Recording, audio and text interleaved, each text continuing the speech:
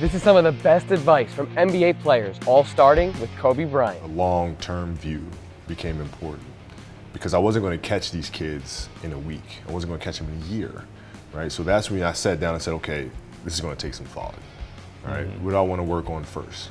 All right, shooting. All right, let's knock this out. Let's focus on this. Half a year, 6 months, do nothing but shoot. All right, after that, all right, creating your own shot. And then you focus. So I started creating a menu of things. When I came back the next summer, I was a little bit better, right? And a menu being like, I've got my jump shot from 15, I've got my I got my jump shot from 15, I got my three-point shot, like just open shots, not miss open shots, right? And be able to shoot it with speed because those kids are so much more athletic. Yeah. And then the next summer I came back, I was a little better. And the summer came back, next summer I was a little better. I scored. Yeah, it wasn't much, right. but I scored. And this is 12, 13. 12, 13. And then 14 came around, back half of 13, 14 years old, and then I was just killing everyone. And it happened in 2 years. And I wasn't expecting it to happen in 2 years, but it did because what I had to do was work on the basics and the fundamentals.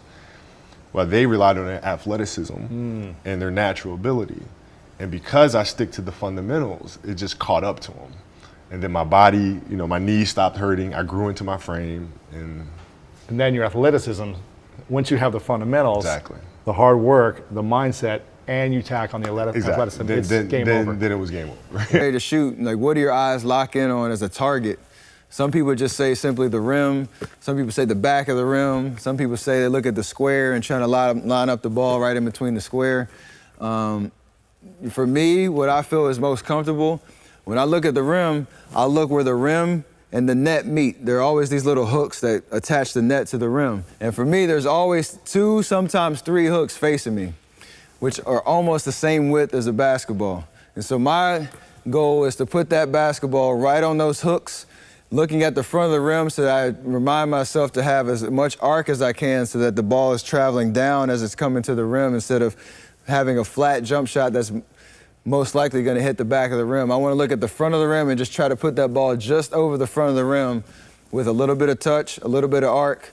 So in case I'm not perfect in swishing it, I give myself a good opportunity to get a soft bounce on the rim. Usually the next day you're going to suck. Right. Simple as that. The next few days you're going to be terrible. And I figured out a mindset to have that when you focus on the past, that's your ego. I did this. We were able to, beat this team 4-0. I did this in the past. I won that in the past. Right. And when I focus in the future, is my pride.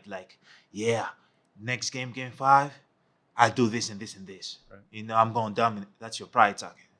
It doesn't happen. You're right here.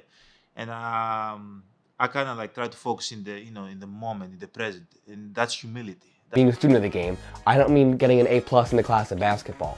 What I really mean is learning something new every single day about the sport that we play. So whether it's tweets, podcasts, books, this YouTube channel, any single way to increase your game or just your IQ, any skill that you have in this game. As again, basketball applies to our lives and gives us life lessons too. That's exactly why so many NBA players are able to do great stuff with their lives after they've retired. So at the end of the day, don't forget to keep learning about this game and keep pushing the boundary for what you know. Picking people's pockets, they're like, how the fuck? It's just like offense, to read. Taking a step ahead. It's just to read. You know what I'm saying? Especially because the ball has to come back up, right? Yeah. So I wouldn't probably go for a steal.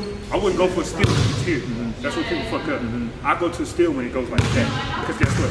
He can't go and quick himself. But when he let go, next boom. Yeah. Because the ball has to come back up. So and 9 times 10 when he dribbles, it's here and he's not going and trying to go back down. He's going here. There, I wouldn't. So I'm just sitting like this. Yeah. I'm just doing you like this. I'm giving you a little bit to let you know I'm there. Yeah. I'm there, and then I'm going. Any way you can be great at doing what you love to do, you got to commit to it. You can't want something but not put in the work. And it doesn't matter what you're doing in life, no matter what it is. It could be a professional athlete, or it could be an artist, it could be a doctor, it could be anything in the world, a president of the United States. But you got to put the work in. And I think if you put the work in, the results will happen organically. And most important, you got to find happiness too. If you're having fun, enjoying what you're doing, then it just makes it so much easier. It makes it so much easier to just you want to do it every day because it's something that you really enjoy doing and you don't look at it as work. I mean, it's not about just it's not about a little girl or a little boy or whatever the case may be. If you want to play, then you got to put the work into it. You got to put the work into it, and there really can't be much excuse. You don't need much to play the game of basketball. If I catch it here and now I bend my knees and get my feet set, then I'm going to be out of rhythm because the defense is going to be on me and I'll have to do all kinds of setting up. Whereas if I get everything set and I catch, I can go right up with it and I'm ready. So awesome. The preparation is really, before you even get the ball, is where it all starts. I shoot probably 200 to 300 shots a day in the off season. Really? But like I said, I generally practice from about right here. To be a good three-point shooter, first of all, you have to be a really good shooter, period. Yeah. And I practice from 15 to 17 feet. This is the toughest one right Yeah, now? I think so, because you got, the line is a little different. You know, all of a sudden you get a point here. It's not a straight line, so if your feet are like that, you may be squared perfectly to the basket, but your foot might be on the line. So to me, this is the toughest three-point shot. So let me just throw out a name, and I want you guys to just kind of voice out what you think of when I say these players, what they're really good at. Okay, Kyle Korver. Notice how everyone said the same thing?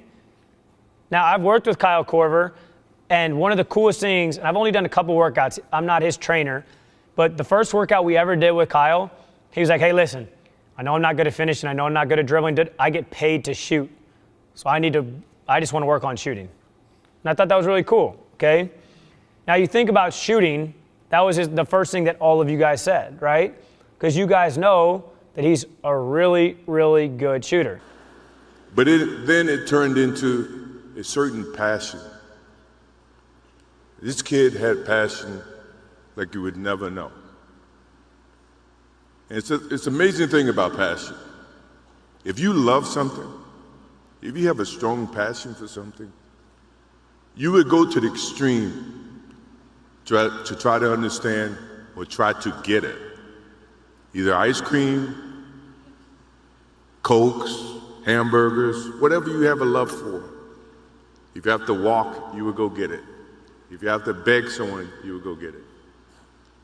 What Kobe Bryant was to me was the inspiration that someone truly cared about the way I played the game or the way that he wanted to play the game. As a competitor, if you're trying to do something meaningful, if you don't have the mindset that you're the best ever, you failed already. So if you don't have the mindset that you are the best reporter ever, then you already failed. And that's been my mindset since I can remember. That will be my mindset as long as I can remember anything, that I am the best ever at what I do. And every day that I step on the basketball floor, I will strive to be that. But my mindset will always be as such, as I am the best to do what I do. And that'll give me a shot at being the best. But before you can ever reach anything, you have to believe it. You don't just mistakenly become great at something. You probably at one time or another, believe that you can be great at that. And then you work to get great at that, and you reach that greatness. But you don't mistakenly become great. And then you start to believe, oh man, I'm great at that. No, you believed that before, and you work to get that. So I always believe that, and I'll work every day to reach that. Thanks for watching today's video, and if you want to keep improving your basketball skills, check out this video here.